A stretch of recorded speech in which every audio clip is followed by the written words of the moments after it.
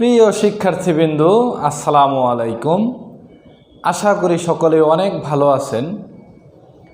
আমরা গত ক্লাসে পিওর কোরিয়ান সংখ্যা কোথায় কোথায় ব্যবহার হয় এবং পিওর কোরিয়ান সংখ্যা শিখেছি।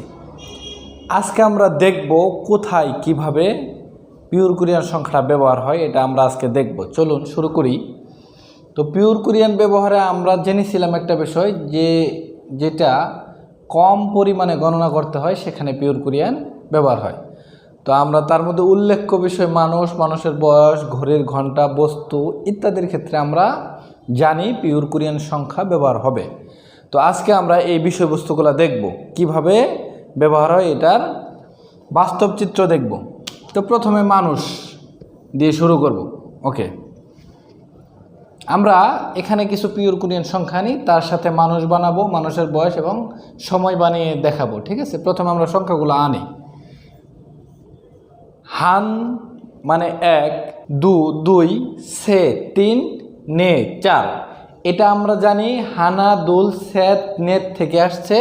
এই 4টা শর্ট হবে, এই 4টা শর্ট হয়ে যাবে, আমরা শর্টভাবেই শিখতেছি। হান 1, দু 2, সে 3, নে 4, থাসদ 5, ইয়সদ 6, ইলগুপ 7, ইয়দল 8, আহুব 9, ইয়ল 10।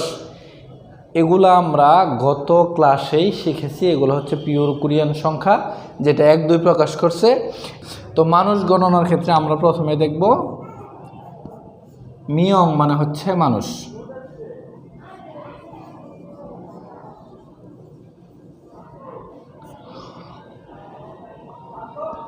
তো যদি প্রশ্ন করা হয় ই ফাঙে সারামি অলমায়, মনে করেন এই রুমে মানুষ কতজন?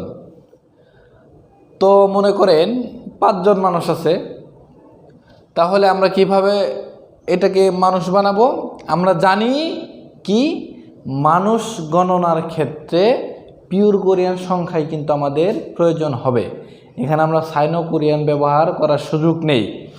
তদ্রূপ যদি এমন কোনো ক্ষেত্র চলে আসে আমাদেরকে মানুষ গণনা করতে হয়, তো সেই ক্ষেত্রে আমরা প্রথমে সংখ্যাটা নিব। 5 জন হলে 5 জন, 10 জন হলে 10 জন, 6 জন, এরকম। মনে করেন 5 জন প্রয়োজন, তাহলে থাসত মানে 5, আমাকে আগে সংখ্যা নিতে হবে। এই কারণেই মানুষ গণনার ক্ষেত্রে অবশ্যই পিওর কোরিয়ান সংখ্যা হবে, এটা আমরা নিয়মেই পড়ে আসছি। তাহলে 5 নিলাম, 5 জন। এখানে আরেকটা বিষয় আছে, বোন মানেও মানুষ বোঝাবে। এটা সাধারণ মানুষ এবং এটা হচ্ছে সম্মানী মানুষের ক্ষেত্রে। তো এটা আজকে আমাদের আলোচনা না, এটা আমরা পরবর্তীতে আলোচনা করব। আমরা শুধু এটাই জানলাম, মিয়ং মানে হচ্ছে মানুষ। মানুষ গণনার ক্ষেত্রে পিওর কোরিয়ান সংখ্যা হবে। তাহলে আমি যদি যে কোনো সংখ্যার সাথে মিয়ং যুক্ত করে দিই, তাহলে সেটা মানুষ প্রকাশ করবে। 5 জন, 6 জন, 10 জন, এরকম।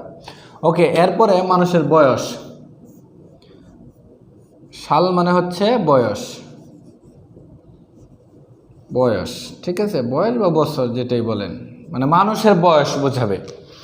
তো এখন মনে করেন একজনের 4 বছর, তাহলে নে সাল 4 বছর, ঠিক আছে, 4 বছর। মনে করেন বলা হলো আপনার বয়স কত, তখন আপনি কিভাবে উত্তর দিবেন অথবা বয়সকে কিভাবে প্রকাশ করবেন? প্রথমে আমাদেরকে সংখ্যা নিয়ে আসতে হবে, যেমন ধরেন আমি এখানে দেখাচ্ছি, এখানে সমূল নে মানে 24 বছর প্রকাশ করতে হবে। আপনাকে প্রশ্ন করলো আপনার বয়স কত, তাহলে সেই ক্ষেত্রে কি করবেন?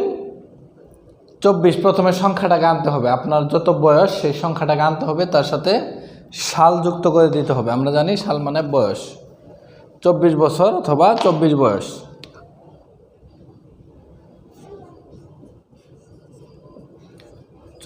বছর, আমার বয়স 24 বছর। 25 বছর হলে সুমুল থাসদ, 26 বছর হলে সুমুল ইয়সদ ছাল, 27 হলে সুমুল ইলগুফ সাল।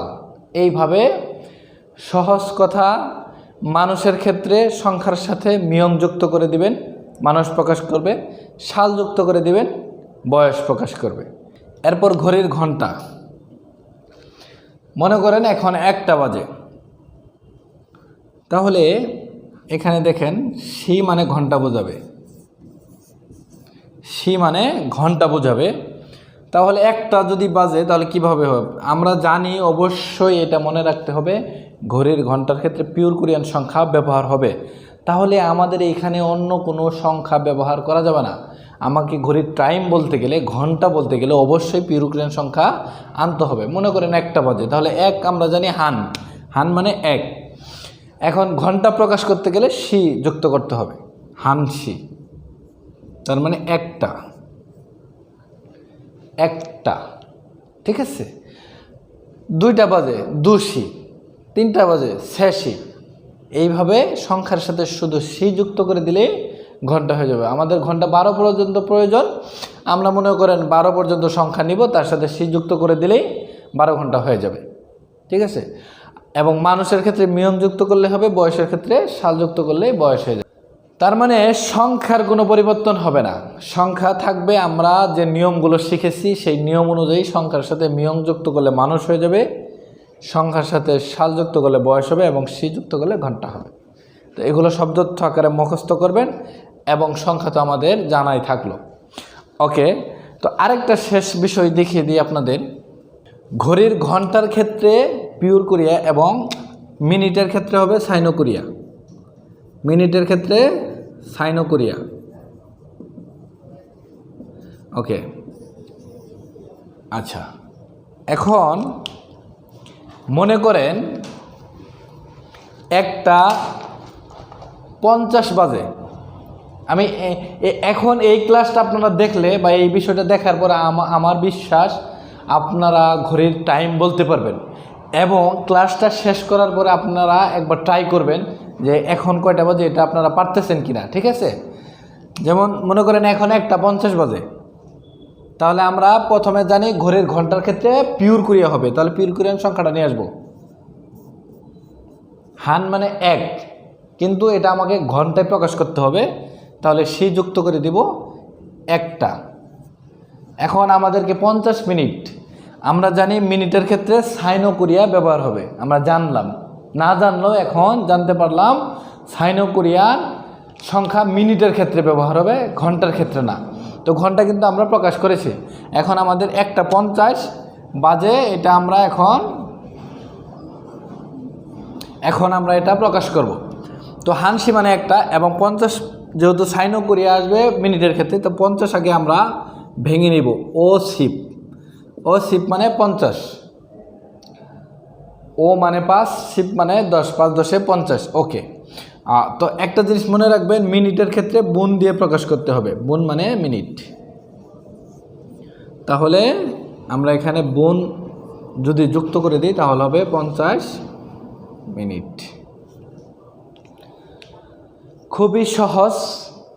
আমি আরেকটা উদাহরণ দিই, মনে করেন 2:20 বাজে, তাহলে হবে দুশি মানে 2:20, তাহলে হবে ই শিপ মানে 20।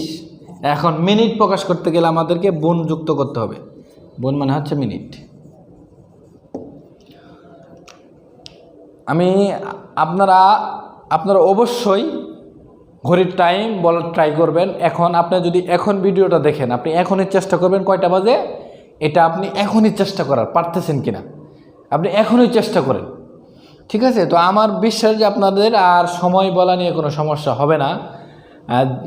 যে কেউ প্রশ্ন করুক চিগুমুন মিয়চ্ছিও এখন কয়টা বাজে, আপনি কিন্তু তাকে উত্তর দিতে পারবেন। তো আজকের ক্লাস এই পর্যন্ত ছিল। আপনারা অবশ্যই বাসায় বেশি বেশি ট্রাই করবেন। পরবর্তী ক্লাস দেখার আমন্ত্রণ জানিয়ে আজকে এখানে শেষ করছি। আল্লাহ হাফেজ।